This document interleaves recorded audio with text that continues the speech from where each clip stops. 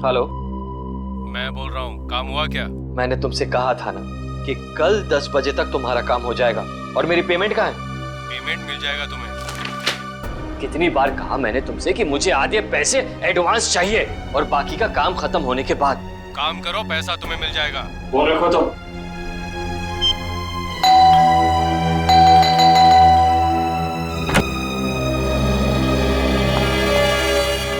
क्या बात है? इतनी घबराई भी क्यों हो? कविता,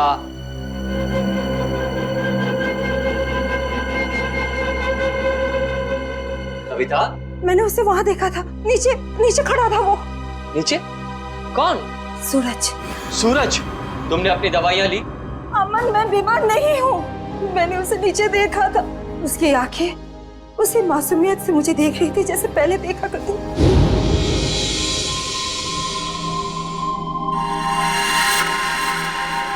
सूरज, सूरज तुम वापस आ गए। मैं जानती थी कि तुम आओगे। ये खून? सूरज, सूरज, सूरज! मैंने आवाज भी दी उसे। मेरे इन हाथों से उसे छूना चाहती थी, उसे आशीर्वाद देना चाहती थी, लेकिन जब तक मैं उसके पास पहुंची वो गायब हो गया। कविता, ये सब तुम्हारा वहम है। मैं जानती थी कि तुम यही कहोगे। मैं जानती थी आपको यकीन नहीं होगा। अरे आप ही क्या, कोई भी मेरा यकीन नहीं करेगा। लेकिन ये बात सिर्फ आज की नहीं है, पिछले कई दिनों से मैं देख रही हूँ। वहाँ देखिए, देखिए उस घर में। कविता, बस बस। अरे पिछले 1 साल से उस फ्लैट में कोई नहीं रहता है। ठीक है, आपको यकीन नहीं हो रहा है ना, तो आप 5 मिनट रुकिए। वो वहीं आएगा, उसी घर में जरूर आएगा, आपको जरूर दिखेगा वो। ओके, 5 मिनट ना? ठीक है, रुकते हैं 5 मिनट। देखो सूरज, कहाँ हो तुम?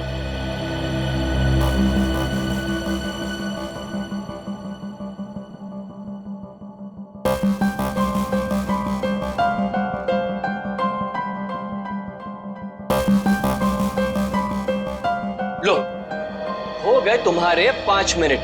आया सूरज? आया नहीं ना? प्लीज 5 मिनट और रुकिए, वो जरूर आएगा। बस कविता, बस। अरे अगले आधे घंटे भी यहाँ खड़ी रहोगी ना, तब भी वहां सूरज नहीं आएगा। तुम्हारे पास ये सब फजूल की बातों के लिए फुर्सत है, मेरे पास नहीं। Enough of this nonsense. रुकिए तो, वो आएगा, वो जरूर आएगा।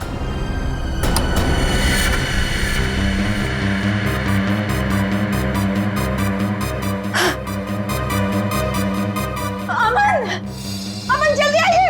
सूरज, वो देखिए सूरज।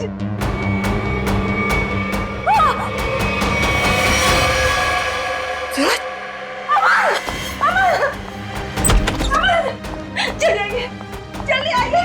अरे अमन, सूरज गिर गया। कविता, आइए जल्दी, आइए। वो छत से गिर गया है, मैंने अपनी आंखों से देखा है। चलिए जल्दी। कविता क्या कर रही हो? अरे सबके सामने तमाशा मत करो प्लीज। अरे हमें सूरज को बचाना है। सूरज, सूरज! क्या हुआ मेम साहब? आप इस तरह चिल्ला क्यों रही हैं? कहाँ है सूरज? सूरज कहाँ गया? कौन सूरज मेम साहब? इस विंग में तो इस नाम के कोई भी साहब नहीं रहते। अमन, अमन मेरा यकीन करिए, सूरज को मैंने ऊपर बालकनी से गिरते हुए देखा था। यहीं गिरा था वो। देखो, यहाँ तो कोई भी नहीं है कोई दिख रहा है? नहीं ना? कविता, क्या कर रही हो तुम?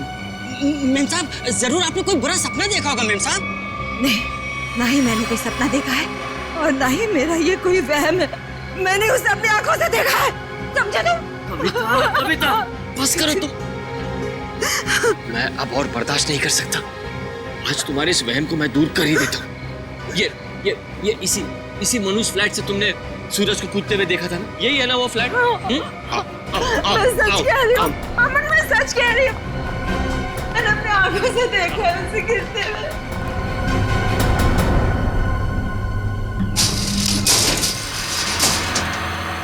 ये लो, अपनी आंखों से देख लो, यहाँ ताला लगा हुआ है। कविता, मैंने तुमसे कहा ना कि ये फ्लैट 1 साल से बंद पड़ा हुआ है। मेम साहब, साहब बिल्कुल ठीक कह रहे हैं। ये घर पिछले 1 साल से बंद ही पड़ा हुआ है। नहीं, ये तुम सबकी चाल है। मेरे साथ ऐसा घिनौना मजाक करके तुम लोग मुझे गलत साबित करना चाहते हो। कविता, मैं तुम्हारा पति हूँ, इतना प्यार करता हूँ मैं तुमसे। क्या मैं तुम्हारे साथ ऐसा करूंगा? हाँ, इसका पता तो अब सीआईडी लगाएगी। तुम भी ना कविता, हद करती हो बस। हमारी किसी की बात तुम्हारे समझ में नहीं आती। अब सीआईडी को बुलाने की क्या जरूरत थी? कविता जी आप हैं? जी मैं हूँ। आप ही ने हमें फोन करके बुलाया? हाँ, मैंने किया था आप लोगों को फोन। तो बताइए क्या हुआ यहाँ पर? मैं आपको बताता हूँ सर। कविता आप क्या कौन है? मैं अमन, कविता का पति और सूरज का फैमिली लॉयर। सूरज, वही जिसने छलांग लगाकर खुदकुशी की? हाँ वही। कविता जी मैं कह रहा हूँ आपसे, ये फ्लैट पिछले 1 साल से खुला नहीं है। हम आप सीआईडी का वक्त बर्बाद कर रही हैं। वैसे आप कौन है? मैं इस सोसाइटी का सेक्रेटरी। सोसाइटी के सेक्रेटरी है? तो फिर सेक्रेटरी साहब, अगर कविता जी ने किसी को छलांग लगाकर खुदकुशी करते हुए देखा है तो उसकी तहकीकात करना हमारा फर्ज है, समझे आप? अब हमारा वक्त बर्बाद करने की चिंता मत कीजिए। फ्लैट कहाँ है बताइए? जी ये चाबी है आपके पास? जी। तो खोलिए। कविता जी आप देख सकते हैं यहाँ सारा सामान ढका हुआ है। कोई यहाँ कैसे आएगा? यहाँ की साफ सफाई तक नहीं हुई है। सेक्रेटरी साहब, आप थोड़ी देर के लिए अपना मुंह बंद रखेंगे और सीआईडी को अपना काम करने दीजिए, ठीक है? जैसा आप ठीक समझे।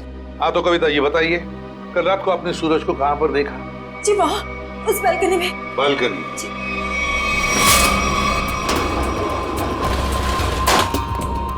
आइए बताइए, सूरज को कहाँ देखा था आपने? यहाँ खड़ा था।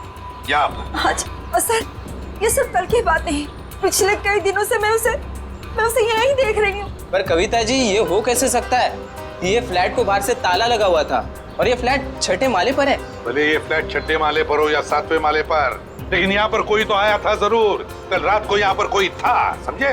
पर ये आप इतनी यकीन के साथ कैसे कह सकते हैं? ये मैं नहीं कह रहा हूँ, इस रेलिंग पर जो धूल जमी हुई है ना, ये हमें बता रही है।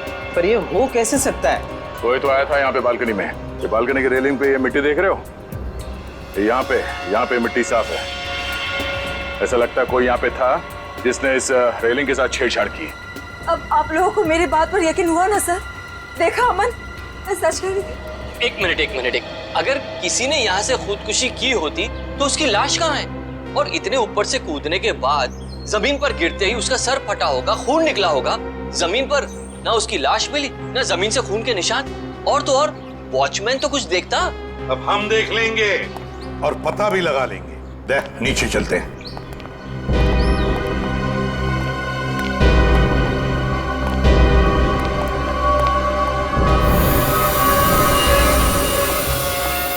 आश्रय, कोई खून के निशान दिख रहे क्या? नहीं सर, अब तक तो यहाँ कुछ नहीं मिला है।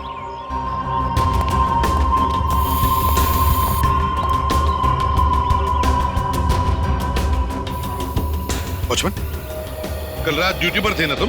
साहब नहीं था। तो फिर तुमने देखा कैसे नहीं किसी को ऊपर से गिरते हुए? साहब रात में मैं ही यहाँ पे बैठा हुआ था। ये मेम साहब अचानक यहाँ आई और बोलने लगी कि सूरज ऊपर से कूद गया। अच्छा एक बात बताओ, कल कोई अनजान आदमी आया था कल रात को यहाँ इस विंग में? नहीं साहब, इस विंग में जो लोग रहते हैं वही लोग आए थे साहब। आप चाहें तो मैं आपको रजिस्टर भी दिखा सकता हूँ साहब। सर हाँ? सर खून के कोई ट्रेसेस नहीं मिले वहाँ पे। ऐसे कैसे हो सकता है? आप लोगों को कुछ सबूत मिला है ना बालकनी में किसी की मौजूदगी का? मैं सच कह रही हूँ सर, मेरा यकीन कीजिए। कविता जी, हम आपका पूरा विश्वास कर रहे हैं, आप सच बोल रही हैं। मैं तो सच बोल रही हूँ, लेकिन मुझे लगता है कि ये लोग झूठ बोल रहे हैं। क्या मतलब? शायद ये लोग मुझे झूठा साबित करना चाहते हैं। लेकिन क्यों गलत साबित करना चाहते हैं ये लोग? ऐसा ही है सर, मेरे आने से पहले इन लोगों ने लाश को ठिकाने लगा दिया होगा, खून भी साफ कर दिया होगा। मेरा यकीन कीजिए, मैं सच बोल रही हूँ। कविता, तुम सबके सामने पतंग खड़ा कर रही हो। एक मिनट सर, आप नहीं सर, मैं सच बोल रही हूँ।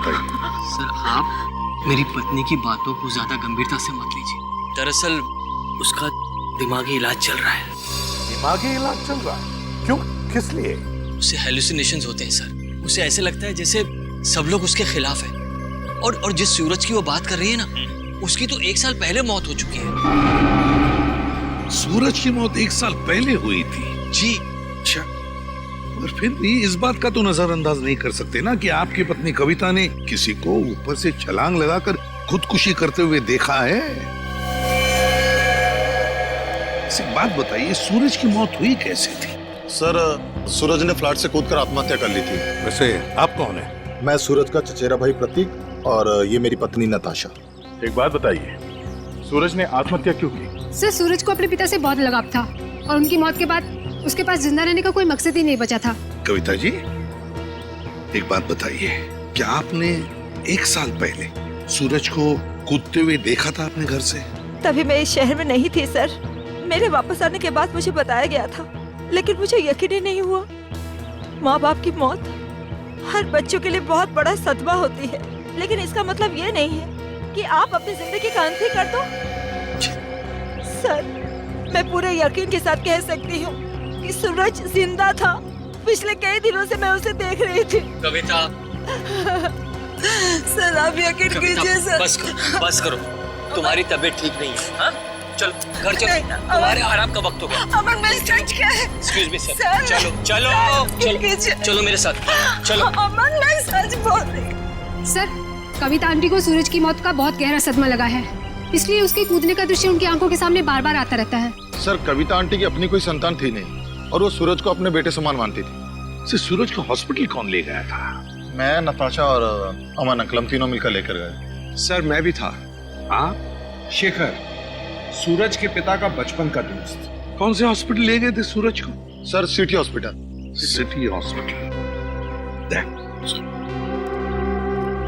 सूरज की मौत 1 साल पहले हुई है, तो पता लगाना पड़ेगा कि लोकल पुलिस स्टेशन का कौन सा ऑफिसर उस केस को देखता था, और फिर उसे लेकर सिटी हॉस्पिटल जाना पड़ेगा। 16 दिसंबर 2012 की रात थी जब सूरज को इस हॉस्पिटल में लाया गया था। काफी नाजुक हालत थी उसकी, कंधा टूट गया था उसका, सर पे भी गहरी चोट आई थी। लग नहीं रहा था कि वो बचेगा। लग नहीं रहा था? बिल्डिंग से कूद के उसकी मौत हो गई थी ना? मौत? नहीं सर, इस हॉस्पिटल के डॉक्टर इतने काबिल थे, उन्होंने उसको बचा लिया था। क्या सूरज जिंदा है? नहीं सर, वो मर चुका है। अरे अभी अभी तो तुम कह रहे थे कि डॉक्टरों ने उसे बचा लिया था। सर, वो बच गया था और उसके जीने की पूरी तमन्ना खत्म हो चुकी थी। हॉस्पिटल से ऑपरेशन के 3 दिन बाद ही वो हॉस्पिटल से भाग गया और फिर ओडाला के ब्रिज से जाकर उसने आत्महत्या कर ली। ओडाला ब्रिज? मतलब सूरज की मौत बिल्डिंग से कूदने से नहीं, ओडाला ब्रिज से कूदने से हुई है। मगर सर, सूरज के घर वालों ने हमसे झूठ क्यों कहा? खैर, उसका तो पता हम लोग लगा ही लेंगे। पहले जरा उस डॉक्टर से मिलते हैं जिसने सूरज की जान बचाई थी।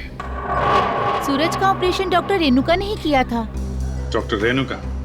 जरा बुलाइए उन्हें। पर अब डॉक्टर रेणुका इस हॉस्पिटल में काम नहीं करती हैं। काम नहीं करती? क्या मतलब? सर, जिस दिन सूरज हॉस्पिटल से भाग गया था, उस दिन डॉक्टर रेणुका भी हॉस्पिटल में आखिरी बार ही दिखी थी। सर, हो सकता है डॉक्टर रेणुका ने ही मदद की हो सूरज की हॉस्पिटल से भागने में, क्योंकि इतनी गहरी चोट लगने के बाद कोई आदमी अकेले तो भाग नहीं सकता। ठीक है। जब सूरज का ऑपरेशन हो रहा था तो आप भी थी ना ऑपरेशन थिएटर में? हाँ सर, सूरज का बच पाना तो लगभग असंभव था, मगर डॉक्टर रेणुका ने तो कमाल कर दिखाया। उन्होंने सूरज की जान बचा ली। हॉस्पिटल में सब लोगों ने उनकी तारीफ भी की थी। जब सूरज इतना घायल था तो वो हॉस्पिटल से भागा कैसे? आपके हॉस्पिटल की सिक्योरिटी ठीक नहीं लगता है? पता नहीं सर कैसे भाग गया। डॉक्टर रेणुका ने तो उन्हें नींद का इंजेक्शन भी दिया था। लगभग 3 घंटे तक तो उन्हें होश ही नहीं आना चाहिए था। ठीक है, आप जरा हमें रेणुका जी के सारे डिटेल्स दीजिए, सारे रिकॉर्ड्स। ओके सर, मैं अभी लेकर आती हूँ। रेडी? पता करो उस रात सिक्योरिटी में कौन था, लेके आओ। सचिन, आप इनके साथ होडाला ब्रिज जाओ, देखो कहाँ से छलांग मारी थी उस सूरज ने।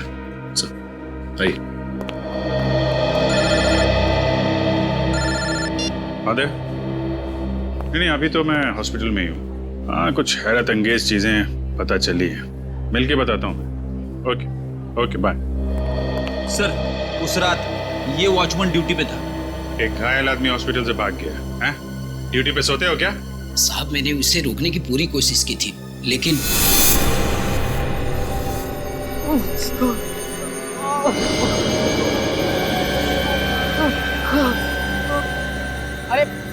अरे साहब, आप कहाँ जा रहे हैं? अपने काम से काम रख। ऐसे मैं आपको नहीं जाने दे सकता साहब। मेरे बीच में वरना तेरी जान ले लूंगा। पर साहब ये कहाँ से उठाया आपने? नहीं, मैं आपको नहीं जाने दे सकता। ये देखिए साहब, उस चोट का निशान आज तक है। सूरज ने होडाला ब्रिज से कूद के आत्महत्या की और ये बात उसके घर वालों ने हमसे छुपाई है। तो ऐसा राज है जिस पर वो लोग पर्दा डालने की कोशिश कर रहे हैं। क्या सूरज की मौत बिल्डिंग से कूदने से नहीं बल्कि होराला ब्रिज से छलांग लगाने से हुई थी? और इतनी बड़ी बात तुम लोगों ने मुझसे क्यों छुपाई? सिर्फ आप ही से नहीं कविता जी, इतनी बड़ी बात सीआईडी से भी छुपाई गई है। कानून से कोई बात तब छुपाई जाती है जब जुर्म के ऊपर पर्दा डालने की कोशिश की जा रही हो। हाँ? वो ये बात हमने कविता से इसलिए छुपाई थी, हम नहीं चाहते थे कि कविता सूरज के वापस लौटने की झूठी उम्मीद में जिए। जी हाँ सर, मौत बिल्डिंग से कूदकर हुई हो या फिर ओडाला ब्रिज से छलांग लगाकर, सच तो ये है कि सूरज अब कभी भी लौटकर वापस हमारी जिंदगी में नहीं है। माना सूरज ने होडाला ब्रिज से नीचे छलांग लगाई, मगर किसी को उसकी लाश मिली? तो आप लोग इतने यकीन के साथ कैसे कह सकते हैं कि सूरज मर चुका है? मैं जानती थी कि सूरज जिंदा है और वो वापस जरूर आएगा।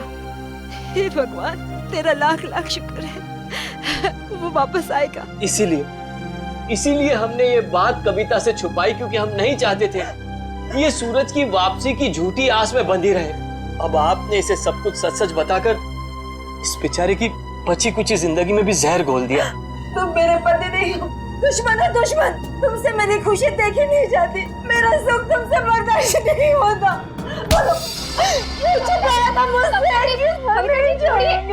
कविता जी संभालिए। छोड़िए। अब तो खुश है ना आप लोग हमारे घर में झगड़ा लगाकर? आपके घर के झगड़े से ज्यादा जरूरी फिलहाल हमें यह जानना है सूरज जिंदा है या नहीं। और अगर वो जिंदा नहीं है तो फिर कौन है वो आदमी जो नकली सूरज बनकर ये खेल खेल रहा है? अच्छा, ये है डॉक्टर रेणुका, इसने बचाया सूरज को। हाँ सर, इनके घर पे पूछताछ करने पे इनके नौकर ने बताया कि हॉस्पिटल की नौकरी छोड़ने के 1 हफ्ते बाद ये सिंगापुर चली गई थी। हॉस्पिटल से नौकरी छोड़ने के बाद ये सिंगापुर चली गई, तो फिर कभी न कभी तो वापस आती होगी। नहीं सर, वापस आना तो दूर की बात है, इन्होंने एक फोन तक नहीं किया। अरे, एक फोन तक नहीं किया? बड़ी अजीब बात है। कोई अपना घर नौकर पर सौंप जाता है तो कभी न कभी फोन करके पूछताछ तो करता है घर की हालत के बारे में। हाँ सर, पर इन्होंने ऐसा बिल्कुल नहीं किया। और सर, नौकरों की पगार हर महीने सीधे उनके अकाउंट्स में डाल दी जाती है, वो भी कैश। नहीं, कुछ और ही चक्कर है, कुछ और ही चक्कर है ये। सर ये धीरज, इन्होंने सूरज को ओडाला ब्रिज से कूदते हुए देखा था 1 साल। क्या तुम्हें पूरा यकीन है कि वो सूरज ही था? जी सर, पुलिस ने उस वक्त उसकी फोटो दिखाई थी, वही सूरज था। क्या यही था वो? हैं? जी सर, यही सूरज था। अगर तुमने सूरज को ब्रिज से कूदते हुए देखा तो तुमने उसे बचाने की कोशिश क्यों नहीं की? रोका क्यों नहीं उसे? सर, मुझे नहीं मालूम था कि ये कूदने वाला है। मैंने समझा कि बस यूं ही टहलने के लिए आया होगा। जब तक मैं कुछ समझ पाता, इन्होंने वहां से छलांग लगा दी। कब हुआ ये? सर, रात तकरीबन 1 बजे की। रात के 1 बजे? तो क्या मैं पूछ सकता हूँ कि रात के 1 बजे आप वहां क्या कर रहे थे ओडाला ब्रिज पर? सर, वो क्या है ना कि मैं एक लेखक हूँ। जब कभी कहानी लिखते लिखते अटक जाता हूँ तो वहाँ टहलने के लिए निकल पड़ता हूँ, इस उम्मीद से कि शायद कोई नई प्रेरणा मिल जाए। लेकिन जब से ये हादसा हुआ है ना सर, मैंने उस ब्रिज पे जाना बंद कर दिया है। वैसे आप लिखते क्या है? सर, मैं उपन्यास लिखता हूँ, नोवेल्स। ठीक है धीरज, थैंक यू वेरी मच, तुम जा सकते हो। अगर जरूरत पड़े तो हम तुम्हें फिर से बुला लेंगे। सर, ये ओडाला ब्रिज के नीचे के पानी का बहाव बहुत तेज है सर। अगर कोई भी आदमी ऊपर से नीचे गिरता है तो उसका बचना अब नामुमकिन है सर। और तो और सर, पुलिस वालों ने उस जगह की अच्छी तरीके से छानबीन करवाई थी गोताखोरों से, लेकिन सूरज की लाश नहीं मिली थी सर। हो सकता है कि तेज बहाव की वजह से वो सूरज को ढूंढ नहीं पाए होंगे, या फिर किसी न किसी वजह से सूरज डूबने से बच गया। सर, अगर ये सूरज बच गया है तो सिर्फ कविता जी को क्यों दिखाई देता है? अमन जी या बाकी लोगों को क्यों नहीं?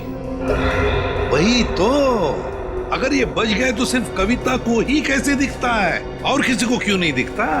नहीं, कुछ ना कुछ तो गड़बड़ जरूर है, क्योंकि अगर ये बच गया तो सबके सामने क्यों नहीं आता है? सर, शायद ये कविता जी का कोई वहम है। नहीं निखिल, ये कोई वहम नहीं है, कोई वहम नहीं है। अगर ये कविता जी का वहम होता तो सूरज की घर की बालकनी के रेलिंग पर जो धूल जमा हुई थी उसमें से इतना सा हिस्सा ही साफ कैसे मिला हमको? इतना सा हिस्सा साफ कैसे मिला? उसका एक ही मतलब है कि कोई ना कोई तो था सूरज के घर में, कोई ना कोई तो गया था सूरज के घर में जिसे कविता ने देख लिया, मगर कौन गया था सूरज के घर में? है कौन ये? इसका पता तो लगाना ही पड़ेगा।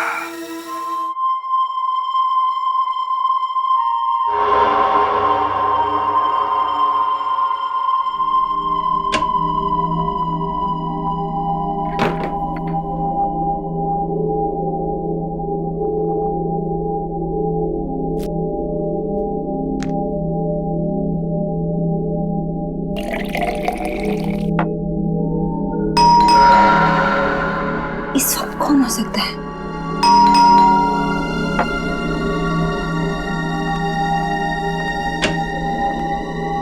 कौन है?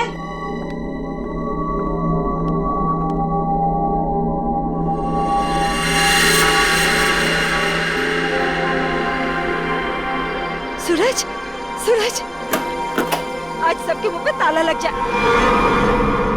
हाँ? सूरज, अब कहाँ चले गए? सूरज कहाँ?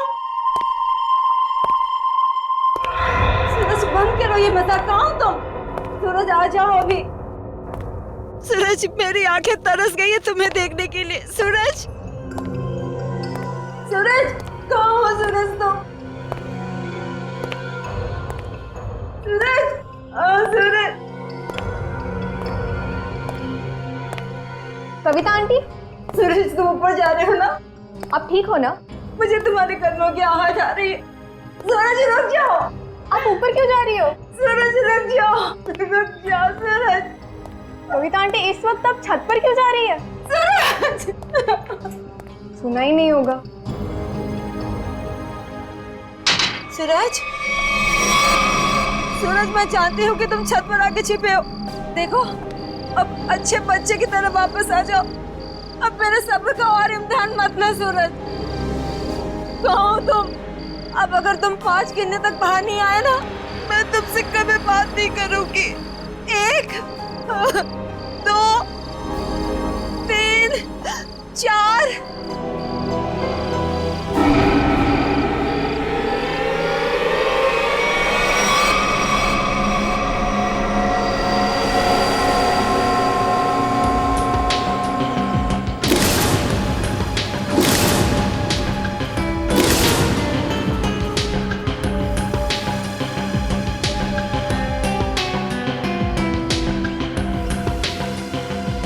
तुम इस विंग के वॉचमैन हो ना?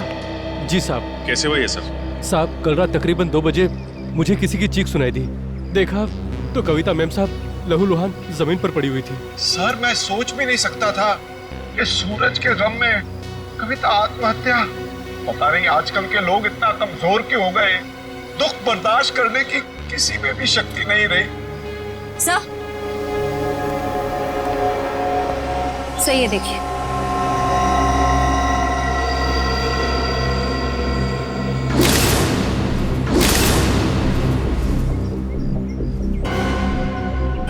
ये बात है। शेखर जी, कविता ने आत्महत्या नहीं की है। क्या बोल रहे हैं आप? इनके हाथों में बहुत सारी खरोंचे हैं, चूड़ियां टूटी हुई हैं। ऐसा लगता है कि उसकी किसी से हाथापाई हुई है। शायद खूनी ने छत पे से धक्का दिया इनको। ऐसे ये बताइए कि आप में से किसी ने भी कविता जी को छत पे जाते देखा क्या? हाँ सर, मैंने देखा था। वो ऊपर जा रही थी सीढ़ियों से। मैंने उन्हें आवाज भी दी थी, पर उन्होंने सुना नहीं। कविता जी अकेले छत पे जा रही थी या उनके साथ में कोई और भी था? वो अकेली थी सर, और वो बार बार सूरज का नाम ले रही थी सर। मतलब सर, ये सूरज भी छत पे ही था? हो सकता है, या फिर वो आदमी जो सूरज बनने का नाटक कर रहा है। ये अमन जी नहीं दिखाई दे रहे? कहाँ है वो? पता नहीं जी, सुबह से उसका नंबर ट्राई कर रहा हूँ लेकिन फोन ऑफ है। सर, वो घर पे भी नहीं है। शायद ऑफिस में हो। ऑफिस के नंबर पे डायल करके देख, कहाँ है वो? कल रात कोई अनजान आदमी आया था यहाँ पे? नहीं साहब, मैंने किसी को नहीं देखा। सो रहे थे क्या? नहीं साहब, मैं सच कह रहा हूँ। मैं कल रात जाग रहा था और मैंने किसी को नहीं देखा इस विंग में जाते हुए। अगर जाग रहे थे तो किसी और को कविता के साथ छत पे जाते हुए क्यों नहीं देखा तुमने? मुझे तो ये भी नहीं पता साहब कि कविता मैम छत पे कैसे चली गई। छत का दरवाजा हमेशा बंद रहता है। चाबी किसके पास रहती है? चाबी मेरे पास रहती है साहब। लाओ चाबी लो। सर, ये देखिए, चाबी में चिकनाहट है। चिकना तो है। साबुन, लगता है किसी ने साबुन पे चाबी का निशान लिया है और डुप्लीकेट चाबी बनाई है। नहीं साहब, मैंने किसी को चाबी नहीं दी थी साहब। तुमने कुछ नहीं किया, लेकिन लापरवाही तो की है ना तुमने। केबिन में तुमने चाबी लावारिस छोड़ दी होगी और इस बात का फायदा उठाकर किसी ने डुप्लीकेट चाबी बनवा ली। खूनी जो कोई भी है, छत पे जरूर कोई निशान छोड़ा होगा उसने। बॉडी को पोस्टमार्टम के लिए भिजवा दो।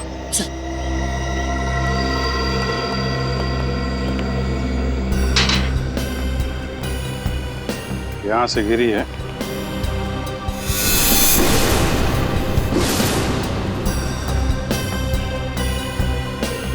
चूड़ी, इसका मतलब यहीं से खूनी ने कविता जी को नीचे फेंका है। यहीं पे हाथापाई हुई होगी और खूनी ने कविता को यहां से फेंक दिया है। ये देखिए जूते के निशान, जरा नाप के देखो। इसका मतलब खूनी 10 या 11 नंबर के जूते पहनता होगा। लेकिन सर ये भी तो हो सकता है कि ये जूता खूनी का ना हो और किसी ऐसे आदमी का हो जो इस बिल्डिंग में रह रहा हो।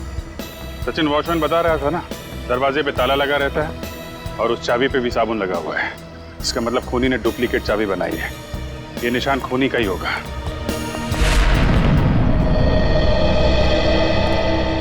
क्या पता चला ऑफिसर? सर उनके ऑफिस ने बताया कि अमन जी कल दिल्ली जाने वाले थे कॉन्फ्रेंस के लिए, लेकिन वो दिल्ली पहुंचे ही नहीं। दिल्ली पहुंचे ही नहीं? हाँ सर, उनकी फ्लाइट की टिकट ही बुक थी, लेकिन वो मुंबई एयरपोर्ट तक ही नहीं पहुंचे।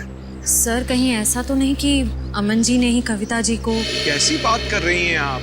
अमन कविता से बहुत प्यार करता था और वो कविता के लिए अपनी जान तक दे सकता था। ऐसी बात है तो फिर अमन गायब क्यों हो गया? बीवी की मौत हो गई और पति लापता?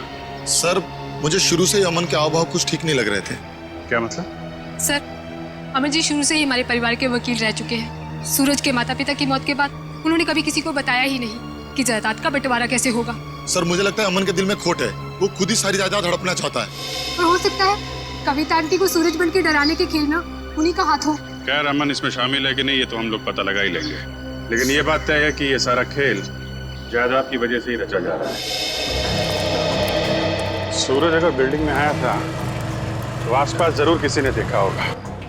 हाँ सर, सामने पान की दुकान है सर। अरे भाई सुनो। आइए साहब, 4 पान लगा देता हूँ। मैडम के लिए मीठा पान, चेरी वाला। अरे नहीं, पान बाद में खाएंगे, थोड़ी बात कर लेते हैं पहले। हाँ जी, कहिए। अच्छा ये बताइए कि आपकी दुकान कितने बजे तक खुली रहती है? सुबह 9 से रात के 11 बजे तक। क्या आपने इस आदमी को कल इस इलाके में देखा था? अरे आप लोग तो ऐसे बातें कर रहे हैं जैसे आप लोग सीआईडी वाले हैं। ठीक पहचाना आपने? अरे आप तो सचमुच में सीआईडी वाले हैं। देखा था इसको? जी साहब, कल रात को इस आदमी को देखा था। ठीक से याद है तुम? कोई धोखा तो नहीं हो रहा? जी साहब, मेरी नजर 6x6 की है, कभी धोखा नहीं खाती। मतलब सर सूरज जिंदा है? इसका मतलब वो जो जूतों के निशान हमें बिल्डिंग की छत पे मिले थे वो सूरज के थे और उससे नहीं कविता को मारा है। मतलब सर ये जुर्म अमन और सूरज दोनों मिलके कर रहे हैं। ये भी तो हो सकता है कि कविता जी का खून सूरज ने किया और अमन को जबरदस्ती ले गया अपने साथ। लेकिन सर कविता जी तो सूरज के लिए उनकी माँ की तरह थी, फिर उन्होंने कविता जी को छत से क्यों गिराया? साहब, क्या इस आदमी ने किसी को छत से धक्का दे दिया? शायद किसी का खून किया है इसने। और कुछ जानते हो इस आदमी के बारे में? जी साहब, इसने अपनी कार गलत जगह पार्क की थी। टोइंग वाला आया और कार उठा के लेके चला गया। कहाँ पे पार्क की थी गाड़ी? वहाँ साहब, वहाँ खड़ी थी। XYZ 040925। पता लगा किसके नाम पे रजिस्टर्ड है ये कार? अच्छा वो सर इस सूरज का ठिकाना मिल गया, वरना ये आदमी तो अपनी टो हुई गाड़ी लेने भी नहीं आया। और आता भी कैसे? चोरी की गाड़ी जो थी, एक एक कदम फूक फूक के रख रहा है ये सूरज। हाँ सर, और छुपने के लिए भी उसने एक ऐसा ठिकाना चुना जो एक एनआरआई का। हाँ, एक एनआरआई का, एक ऐसा आदमी जो महीनों तक अपनी घर की हालत देखने के लिए आता तक नहीं। यहाँ तो ताला लगा हुआ है। बोल दो।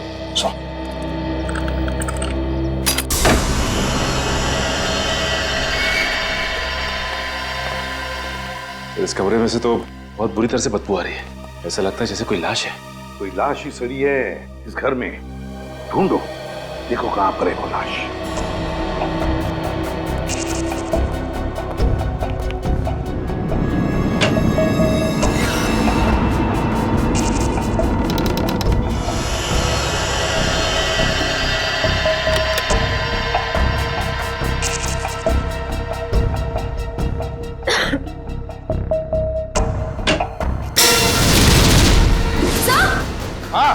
सर जल्दी आइए।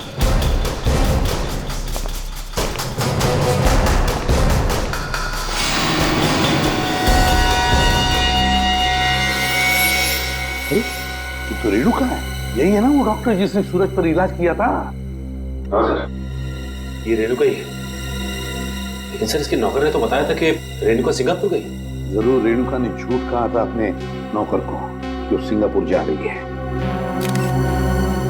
सर ये देखिए, गले पे निशान। ऐसा लगता है किसी तार से गला घोंट के मारा गया है। बिल्कुल पतला सा था, और जिस तरह से बदबू आ रही है, जिस तरह से ये लाश सड़ी है, लगता है 2-3 दिन तो हुए हैं इस खून को। सर ये देखिए, उसके हाथ पे भी निशान है। वो इधर सर ये निशान इस चीज का हो सकता है। ये निशान लगता है किसी रस्सी वस्सी से होते हैं ना निशान, खींचते वक्त वैसे लगते हैं ये निशान। ढूंढो जरा इस कमरे में, जो भी चीज है, जिस चीज से ये निशान बना है, तो यही कहीं मिलना चाहिए।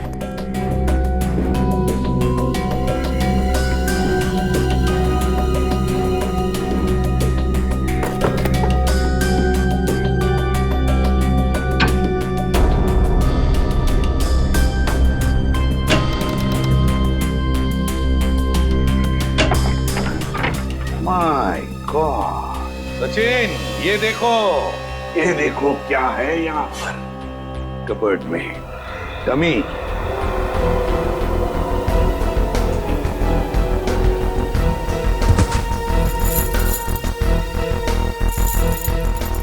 कैरबिनेर और रस्सी भी। सचिन, लगता है रेणुका के हाथ पर जो निशान है ना, शायद इस रस्सी की वजह से ही है, खींचते हुए। ये देखो ऐसे। हाँ सर, लेकिन सर ये सारी की सारी चीजें इस घर में क्या कर रही हैं? क्योंकि ये सब चीजें तो शूटिंग में इस्तेमाल की जाती है, हार्नेस बांधने की। याद है सचिन, सूरज के घर के बालकनी की रेलिंग पर बहुत सारी धूल जमी हुई थी, लेकिन एक जगह पर इतना सा हिस्सा साफ था। जरूर इस रस्सी की वजह से ही होगी वो जगह साफ। मतलब सर ये सूरज का बालकनी से कूदना कविता जी का वहम नहीं था, बल्कि रेणुका और सूरज दोनों की मिलीजुली साजिश थी। बिल्कुल सचिन, ऐसा ही होगा। हुआ ये कि सूरज जब अपने घर में आया तो कविता ने उसे सामने से देख लिया। फिर सूरज और रेणुका ने मिलकर इस डमी को अपनी बालकनी से नीचे फेंक दिया। तब कविता को शायद ऐसे लगा कि सूरज अपनी बालकनी से कूद पड़ा, तो वो अपने पति के साथ नीचे दौड़ कर आई, और यहाँ सूरज और रेणुका इस डमी को ऊपर खींचने लगी इस रस्सी से, और इसीलिए खींचने की कोशिश में रस्सी के जख्म के निशान रेणुका के दोनों हाथों पर आ गए। मगर सर ये सारा का सारा प्लान रेणुका और सूरज का था। एक बात समझ में नहीं आई, ऐसी क्या मजबूरी आई सूरज के सामने कि उसे रेणुका को मारना पड़ा? शायद रेणुका सूरज को ब्लैकमेल कर रही थी। Double game. काम करो, इस रेणुका के सारे फोन रिकॉर्ड्स चेक करो, सारे फोन रिकॉर्ड्स, और साथ में ये भी पता लगाओ कि ये डमी, ये कैरबिनेर और ये रस्सी कहां से खरीदे गए थे। पता चलेगा इस पूरे प्लान के पीछे किसका हाथ है, किसका दिमाग है। सर, हाँ सर आपने ठीक कहा था सर, वाकई में रेणुका के कॉल रिकॉर्ड से दूध का दूध और पानी का पानी हो गया सर। क्या पता चला फोन रिकॉर्ड से? ये देखिए सर, पिछले 1 साल में रेणुका को सबसे ज्यादा कॉल इस नंबर से आया सर, और ये नंबर अमन जी का है। हाँ, सबसे ज्यादा फोन अमन से आए हैं, तो क्या अमन हमसे झूठ बोल रहा है? कहीं अमन भी तो मिला नहीं इसमें? हो सकता है सर, हो सकता है कि अपनी बीवी की मानसिक स्थिति का फायदा उठाया उसने और ये सारा ड्रामा रचा सूरज का, ताकि वो अकेले उसकी प्रॉपर्टी का हकदार बन जाए। सर एक बात मेरी समझ में नहीं आ रही है, वो सूरज जिसे उस पान वाले ने देखा था, वो असली सूरज था या नकली? वो असली भी हो सकता है श्रेया। भले ही सूरज ने होडाला ब्रिज से छलांग लगाई, मगर उसकी लाश कहाँ मिली है किसी को? अब तक किसी को भी उसकी लाश नहीं मिली है। लेकिन सर सूरज को तो काफी लगाव था कविता जी से, तो वो ऐसी हरकत क्यों करेगा? कहीं ऐसा तो नहीं कि ये सूरज नकली है? आद्या, क्या? Great work Sachin. पता चल गया उस दुकान का जहां से वो डमी खरीदा गया था। अब पता चलेगा कि असली सूरज कौन था और नकली सूरज का। सर हीरोइन की वीक्स तो मैं आपको 20 तरह की भिजवा सकता हूँ सर। आप सुनिए तो सर, पर आपकी एक्ट्रेस इतनी सनकी है, उसे एक भी वीक पसंद नहीं आता सर। हाँ ठीक है, भिजवा तो दूंगा, पर हाँ हर वीक का 1500 रुपया लगेगा डिपॉजिट के तौर पर। मंजूर है? Okay sir. क्या भाई साहब, मेरे लायक भी कोई विग है क्या? क्यों नहीं सर, एक मिनट। हाँ सर, आपकी पर्सनैलिटी को देख के ये विग जचेगा सर। नहीं, मेरे हिसाब से इनके ऊपर ये विग सूट करेगी, और मेरे ऊपर ये वाली, और फ्रेडी तुम्हारे ऊपर ये थोड़े लंबे बाल चाहिए ना, इनके ऊपर ये वाला जचेगा। सर ये कैसा मजाक है? मजाक नहीं, हम लोग सीआईडी से हैं। सीआईडी? जी हाँ। कौन आया था इनमें से आपके पास? नहीं सर, कोई नहीं आया था सर। ध्यान से देखो, हो सकता है इनमें से कोई आदमी ये डमी लेने आया हो। हाँ सर, ये डमी तो वो आदमी किराए पर लेकर गया था सर, और वापस आ ही नहीं सर। कौन था वो आदमी? सर एक मिनट, मैं देख के बताता हूँ। अब मिल गया, धीरज नाम था उसका सर। सर उस आदमी का नाम भी तो धीरज था ना, जिसने सूरज को ब्रिज से कूदते हुए देखा था। अच्छा भाई साहब, ये उस आदमी के चेहरे पे कोई कटा हुआ निशान था क्या? हाँ सर, ऐसा ही कटा हुआ निशान था सर। तो ये धीरज भी शामिल है इस षड्यंत्र में, अमन और रेणुका के साथ। फ्रेडी, पता लगाओ इस धीरज का मोबाइल इस वक्त कहाँ पे है।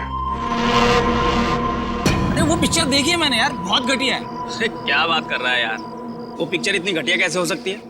भाई उसका डायरेक्टर जाना माना है, और गाने जबरदस्त, एकदम जबरदस्त हैं।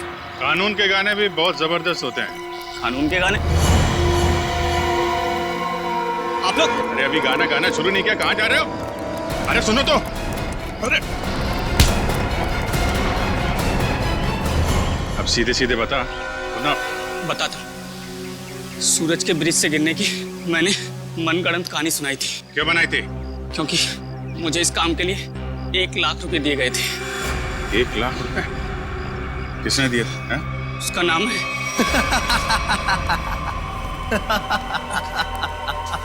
क्यों किया तुमने कविता के साथ ये सब? और मुझे यहाँ इस तरह बांध कर तुम्हें क्या मिलेगा? सुकून, ढेर सारा सुकून। ठीक उसी तरह जिस तरह मौत की दुनिया से निकलकर जिंदा लोगों की दुनिया में आकर मिलता है, वो सुकून। बकवास बंद करो। ना तुम कभी मरे थे और ना ही तुम सूरज हो। बहरूपिये हो तुम, बहरूपिये। अरे बाप रे, तुम्हें तो सब पता है। क्या है ना कि इतनी बातें जानना तुम्हारी सेहत के लिए ठीक नहीं है, तो मैं सोच रहा हूं कि तुम्हारी सारी तकलीफें मैं दूर कर ही देता हूं। ये क्या कर रहे हो तुम? इतनी बातें जानना तुम्हारी सेहत के लिए ठीक नहीं है, तो मैं सोच रहा हूं कि तुम्हारी सारी तकलीफें मैं दूर कर ही देता हूं। ये क्या कर रहे हो तुम? रुक जाओ जतिन, इसकी टिकट काटने से पहले इसे देख लेने दो कि ये सारा खेल किसका रचा हुआ है। तुम? हाँ मैं कभी सोच भी नहीं सकता था कि इस सब के पीछे तुम हो। तुम्हारे सोचने की शक्ति वैसे भी कभी कुछ खास रही नहीं, और अब अपने जीवन के आखिरी पलों में अपने दिमाग पर जोर डालना बंद करो, हम ही सब कुछ आपको बता देते हैं।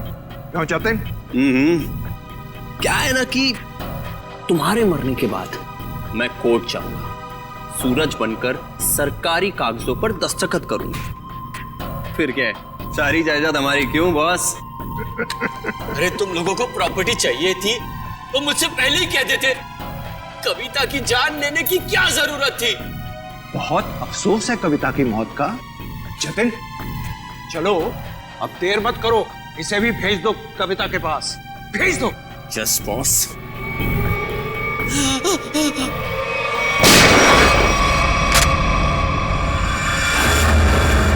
सब कुछ सुन लिया हम लोगों ने। अगर बाकी मुजरिम भी आप लोगों की तरह अपना जुर्म अपने आप कबूल कर लें तो सीआईडी का काम काफी आसान हो जाएगा। क्यों शेखर जी, आपका क्या कहना है? अरे रे रे रे रे, इतने भयानक मुजरिम को इतने आसानी से नहीं भागने देंगे हम लोग। क्यों किया ये सब? सूरज को उसके पिता से बहुत लगाव था और उसकी मौत के बाद उसके जीवन में कोई रुचि नहीं रह गई थी। उसके दिमाग में आत्महत्या करने के ख्याल पनपने लगे। इसलिए तुमने सोचा कि सूरज को तो प्रॉपर्टी में कोई इंटरेस्ट है नहीं, तो क्यों ना बहती गंगा में हाथ धुल लिया जाए, उसकी प्रॉपर्टी हथिया ली जाए। हाँ, इसीलिए जब पहली बार सूरज ने बिल्डिंग से कूदकर आत्महत्या करने की कोशिश की तो तुरंत मैं उसे हॉस्पिटल लेकर गया ताकि किसी तरह से भी उसकी जान बच जाए और वो अपनी सारी दौलत मेरे नाम कर दे। और जैसे ही रेणुका को पता चला कि करोड़ों रुपए तुम्हारे हाथ लग गए तो उसने अपना हिस्सा मांगना शुरू कर दिया तुमसे। हाँ, लेकिन गड़बड़ तब हुई जब वो दोबारा हॉस्पिटल से भाग गया। मैंने और रेणुका ने बहुत ढूंढा उसे और तब हमने देखा कि सूरज, सूरज नहीं, सूरज मेरा पीछा मत करो, मेरे पीछे मत आओ, मेरा मर जाना है, ठीक है? नहीं, मुझे दोबारा बचाने की कोशिश मत करो। नहीं सूरज, ऐसा बर्ताव मत करो। किसी एक आदमी चले जाने से जिंदगी खत्म नहीं हो जाती। वो मेरे पापा थे। पापा, तुम लोग क्या समझोगे मेरे पापा के बारे में? नहीं सूरज, नहीं नहीं नहीं, मुझे छोड़ दो। मुझे अगर तुम दोनों में से किसी ने भी कूदने से रोका तो मैं अपनी जान ले लूंगा, मैं अपनी जान ले लूंगा, मैं अपना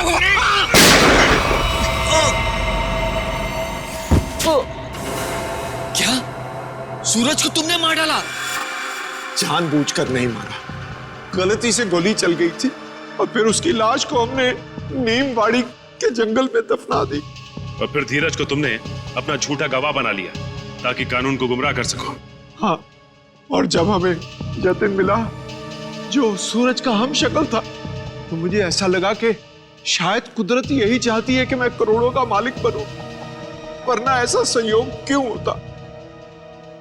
कुछ संयोग इसलिए होते हैं कि ताकि अपराधियों को उनके किए हुए की सजा मिल सके। तुम दोनों फांसी की तैयारी करो, फांसी होगी तुमको, फांसी।